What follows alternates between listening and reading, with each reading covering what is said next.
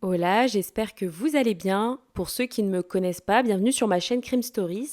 Si vous aimez mon travail, n'hésitez pas à vous abonner et à liker pour m'encourager. Aujourd'hui, nous allons parler d'une affaire qui s'est produite au Mexique et qui a divisé la population en deux clans bien distincts.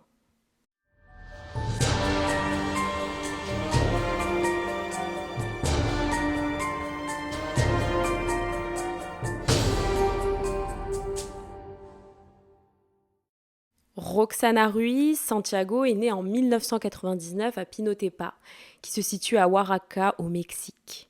À ses 15 ans, la jeune fille a déménagé avec ses parents à Nezahualcóyotl, à Mexico, la capitale du pays. La famille de la jeune fille a déménagé pour trouver de meilleures opportunités au niveau du travail et pour avoir une meilleure qualité de vie. Alors qu'elle avait 16 ans, Roxana s'est mariée et a eu son premier enfant. Le nom du père n'a jamais été révélé, mais ce que nous savons, c'est qu'il ne travaillait pas, il vivait au crochet de Roxana. La jeune mère de famille devait prendre soin de son fils et en même temps, elle vendait des fruits dans la rue pour subvenir aux besoins de la famille. Le père de l'enfant était violent, à plusieurs reprises, il s'en est pris à la jeune femme physiquement et verbalement.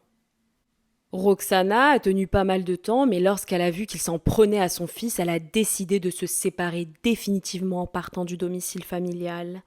À cette période, elle avait loué une chambre pour vivre avec son fils, jusqu'à avoir les moyens de pouvoir louer un appartement.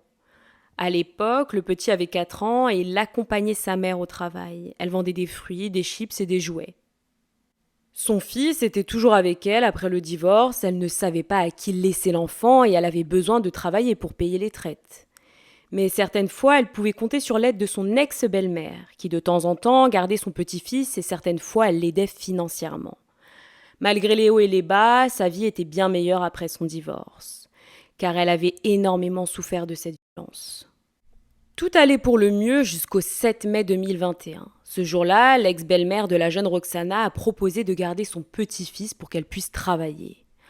En début de matinée, Roxana est donc passée chez son ex-belle-mère pour déposer son fils et s'est rendue sur son emplacement pour vendre ses produits.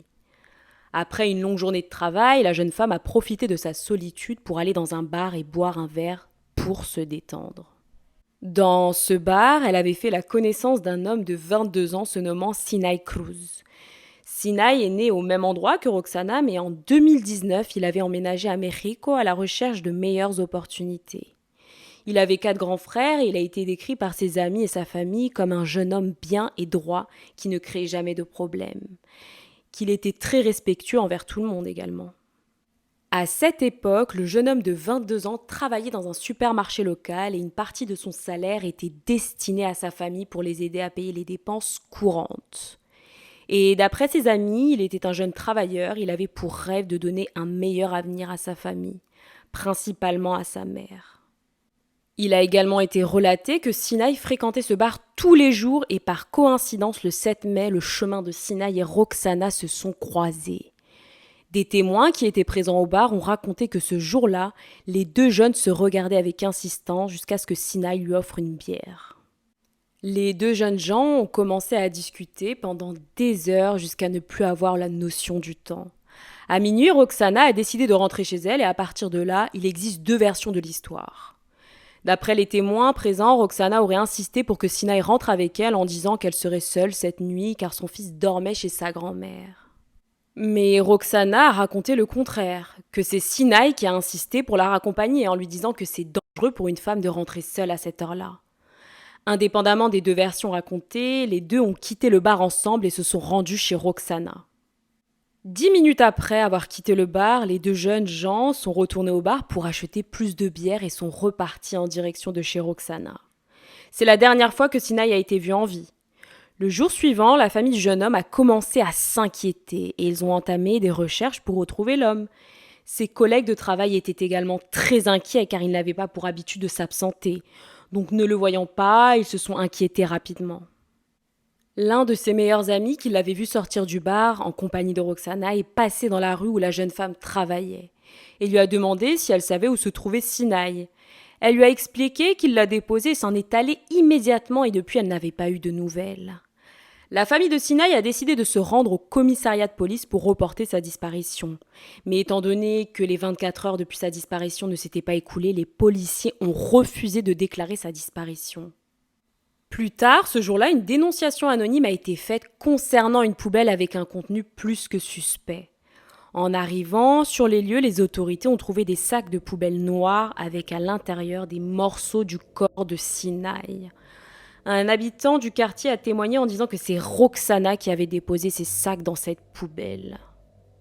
Les policiers ont donc procédé à l'arrestation de la jeune femme pour l'interroger. À partir de là, des faits étranges qui ont précédé la mort du jeune homme vont être révélés. D'après Roxana, ils ont quitté le bar et se sont rendus chez elle. Ils ont bu leur bière et lorsqu'elle lui a demandé de rentrer chez lui, il lui a répondu qu'il était trop ivre pour rentrer et a demandé s'il pouvait passer la nuit avec elle.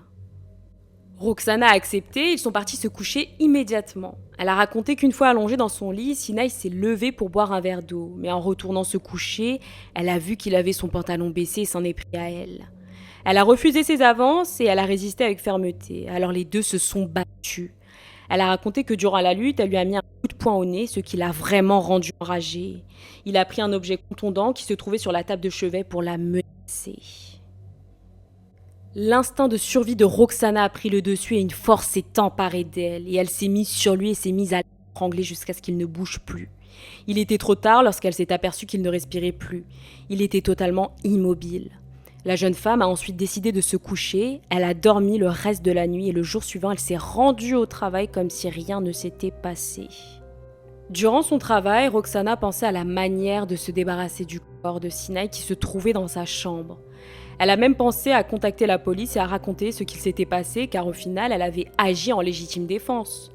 Mais elle avait peur que les policiers ne la croient pas et son pire cauchemar était d'être arrêtée et d'être séparée de son fils. Une fois son travail terminé, Roxana s'est rendue au supermarché pour acheter de grands sacs poubelles noirs, puis elle s'est rendue chez elle. Et elle a commencé à démembrer Sinaï. Elle a coupé des morceaux et les a mis dans les sacs poubelles, puis elle a traîné les sacs jusqu'à la poubelle. Et c'est à ce moment que les voisins l'ont vue et ont trouvé son attitude plus que suspecte, et par la suite, ils ont contacté les officiers de police.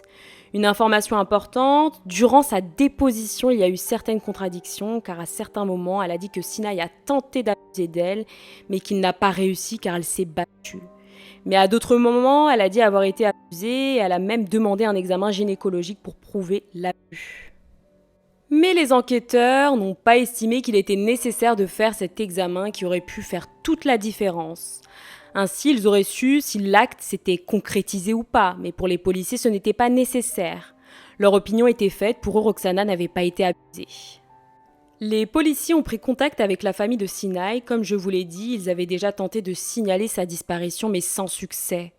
La mère du jeune homme était complètement dévastée, car les officiers en charge de l'affaire n'ont rien caché à la mère de la victime.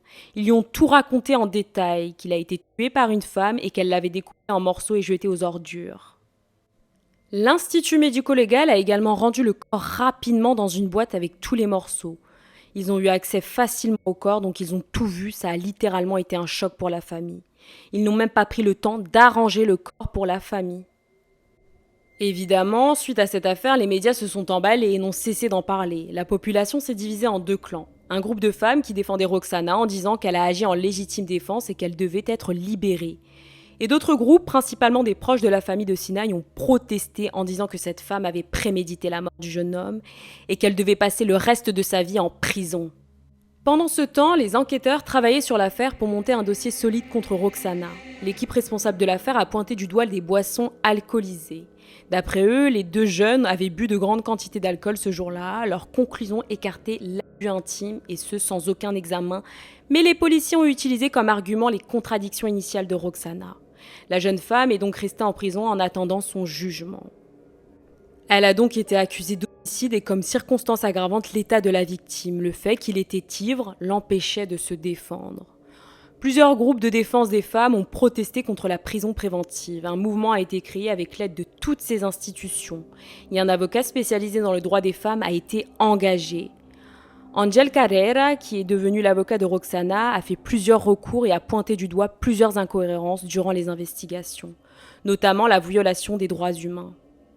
Il a démontré que Roxana avait demandé un examen qui prouverait l'abus, mais que les policiers avaient refusé de le faire. Il a également pointé du doigt le protocole pour les victimes d'abus qui n'a pas été respecté. Le protocole consiste à administrer un traitement antirétroviral que les victimes sont censées prendre pour éviter toute contamination. Donc, dans le cas de Roxana, aucun de ces protocoles n'a été respecté et sa santé a donc été mise en jeu. L'avocat a également pointé du doigt les officiers qui ont interrogé la jeune femme sans la présence d'un avocat. Après plusieurs recours et l'appui des institutions qui luttent pour le droit des femmes, le 15 février 2022, Roxana a réussi à obtenir sa liberté en attendant son procès. Le fait qu'elle soit mise en liberté a été relayé aux informations, ce qui a créé un choc pour la famille Sinaï. La grande question était de savoir si c'était bel et bien de la légitime défense ou pas. L'accusé a coupé le corps en morceaux et plusieurs jurés ont stipulé que cette femme a fait preuve de cruauté et que sa mise en liberté était une grosse erreur. Le procès a débuté le 15 septembre 2022. Devant le tribunal, il y avait plusieurs groupes de défense des droits des femmes qui exigeaient que Roxana soit innocentée. Et de l'autre côté, il y avait des groupes demandant la peine maximale. La défense était fin prête, ils ont utilisé toutes les failles de l'enquête en faveur de leur cliente. L'accusation décrivait Roxana comme étant une femme froide et sans scrupules. Le jugement a été très compliqué à cause de la pression populaire et la sentence a pris du temps à être rendue. La sentence a été rendue en mai 2023, presque 8 mois après le début du jugement. Roxana Ruiz Santiago, qui à l'époque avait 23 ans, a été condamnée à 6 ans et 2 mois de prison et elle a également été condamnée à payer des dommages et intérêts à la famille de Sinaï d'un montant de $17 000. La juge Monica Osorio a conclu qu'effectivement la jeune femme a été victime d'abus intimes et qu'elle avait agi en légitime défense. Elle a donc écopé de cette peine car elle l'a découpée. Pour la juge, un coup suffisait pour se défendre, mais au lieu de ça, elle a mis fin à la vie de l'homme. La juge a également parlé de profanation et d'occultation du corps. Les groupes de défense des droits des femmes n'ont pas accepté la sentence et elles ont donc protesté. Le mouvement a été si médiatique que le président du Mexique, Andrés Manuel López, a décidé d'offrir la clémence à la jeune Roxana. Roxana l'a remerciée, mais elle a refusé. Elle ne voulait pas être pardonnée pour une affaire où c'était elle la victime.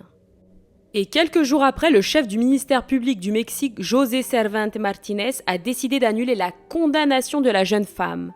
Le 23 mai 2023, Roxana a totalement été absoute du crime. Le ministère public a également publié une note en présentant des excuses à la jeune femme pour le temps passé en prison. En précisant bien qu'elle a été victime d'abus et qu'elle a agi en légitime défense et que l'État ne pouvait pas jauger le degré de défense utilisé par la victime. Ils ont littéralement démonté le verdict de la juge qui disait qu'elle s'était défendue de manière disproportionnelle. La famille de Sinaï n'a pas accepté l'absolution de Roxana. Ils ont organisé une marche en l'honneur de leur fils tout en exposant le corps de leur fils découpé pour sensibiliser la population. Le but était de montrer dans quel état elle l'avait laissé. Ils ont également demandé l'annulation de l'absolution et qu'elle devait retourner en prison. Cette demande n'a pas abouti et la famille était très frustrée. Roxana a reçu de nombreuses menaces et une partie de la population voulait faire justice eux-mêmes.